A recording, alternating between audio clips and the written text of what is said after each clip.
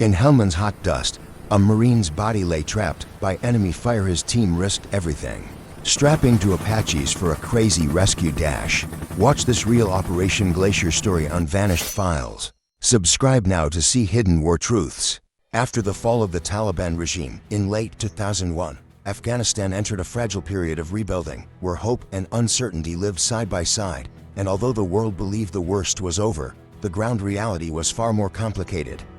In the early years that followed, from 2001 to 2002, the country tried to stand back up with the help of international forces and a new government in Kabul. But outside the cities, the situation remained tense, with tribal power struggles, old grudges, and a lack of stability creating gaps that would soon be exploited.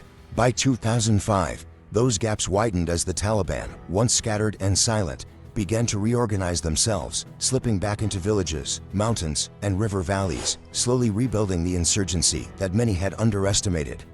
These early signs of renewed resistance spread especially through the south, where Helmand province became one of the most troubled regions, marked by rugged terrain, strong tribal networks, and deep Taliban influence. When the threat escalated beyond what local Afghan forces could manage, the International Security Assistance Force, known as ISAF, made the decision to increase foreign troop presence, leading to the deployment of British forces to Helmand in 2006. Their mission was clear, but difficult: stabilize the province, support reconstruction, and push back the rising insurgency before it grew uncontrollable. The British arrival, including units like 3 Commando Brigade, was met with a landscape already slipping into conflict, where fighters used hidden routes, poppy fields, and isolated compounds to stay one step ahead.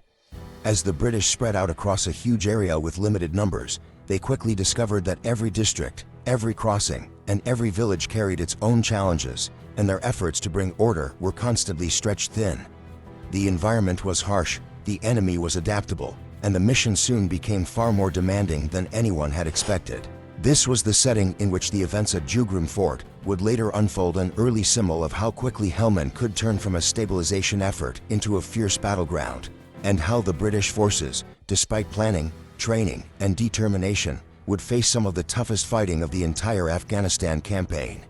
When British forces first arrived in Helmand, including the experienced 3 Commando Brigade, their main goal was to bring stability to a province already sliding toward full-scale conflict.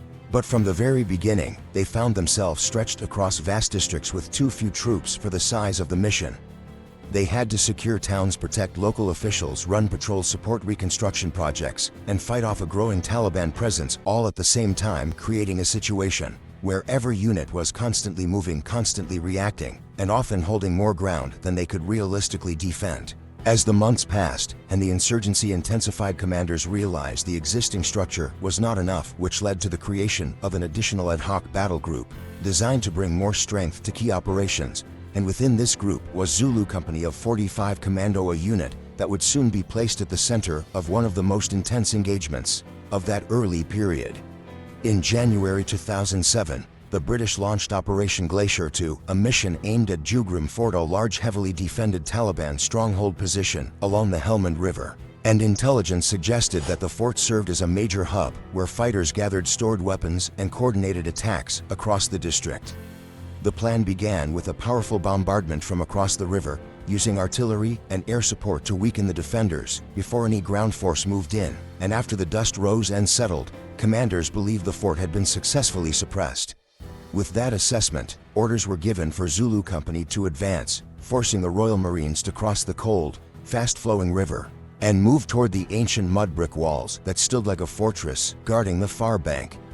But as they approached, the Taliban erupted with fierce, unexpected fire from hidden tunnel systems and fighting positions that had survived the bombardment, catching the advancing Marines by surprise. Gunfire poured from the shadows of trench lines and bunker openings, especially around a crater created earlier by a JDAM strike, and the Marines suddenly found themselves pinned down near the perimeter wall. In the chaos, a friendly fire incident occurred when a supporting Viking vehicle fired a round that struck several Marines, including Lance Corporal Matthew Ford, and the battlefield quickly descended into confusion. With Taliban pressure increasing, communication strained, and visibility worsening, commanders made the difficult decision to pull the troops back, unaware that Fort had been left behind inside the kill zone. At the center of the operation in Helmand stood Colonel Robert Magowan, the overall brigade leader responsible for coordinating the complex and fast-moving missions across the province. And as the fighting intensified around Jugroom Fort, he carried the weight of making decisions that balanced risk, intelligence, and the lives of the men on the ground. Beneath him, the commander of Zulu Company, whose name was never widely publicized, held the immediate responsibility of directing the Marines during the assault, guiding their movements, interpreting battlefield reports, and trying to maintain control in an environment where every second brought new dangers. Working closely beside him was Company Sergeant Major Stephen Shepard, a steady and experienced figure who became crucial once casualties started to occur, because he had to manage the wounded, organize their extraction, and keep the company from collapsing under the stress of unexpected losses and increasing Taliban fire. While the ground troops faced chaos at eye level, the eyes in the sky were the Apache attack helicopter crews, including pilots like Ed Macy, Carl Bird, and Tom Ollie, whose aircraft played a vital role in both suppressing enemy positions and monitoring the battlefield from above. These pilots were trained for combat, but not for the extraordinary task that would soon be asked of them, a task far beyond the normal limits of helicopter operations. Their courage and quick thinking became central once Lance Corporal Matthew Ford, a Royal Marine known for his steady attitude and commitment, was discovered missing after the withdrawal. Ford had been hit during the friendly fire incident, and when the company pulled back under pressure, the realization that he was no longer with them created a sudden shock that rippled from the front line all the way up the chain of command.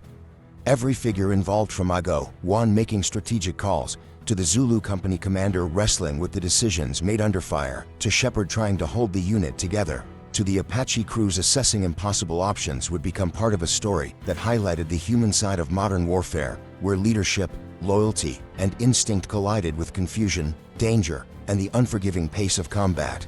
The fighting around Jugroom Fort became one of the most intense early battles for British forces in Helmand, showing how unpredictable and resilient the Taliban could be even after heavy bombardments. Because despite the fort being hit with artillery airstrikes and precision weapons, the defenders used a network of underground tunnels to return to their firing positions before the Marines even reached the walls.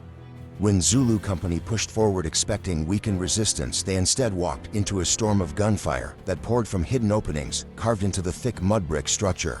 And this sudden clash turned the operation from a planned assault into a desperate fight for survival.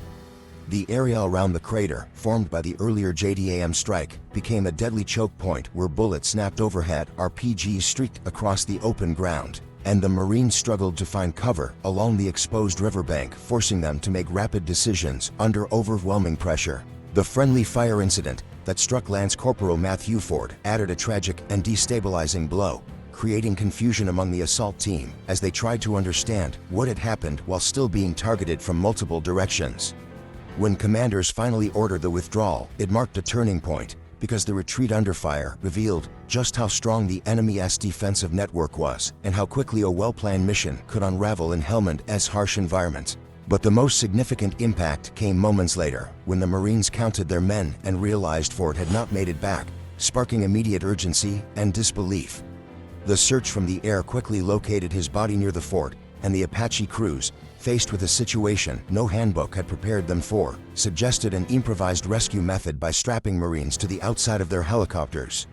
The approval for this daring extraction came only after heated debate, because it was dangerous, unconventional, and had never been attempted under live fire. But time was running out, and leaving Ford behind was unthinkable.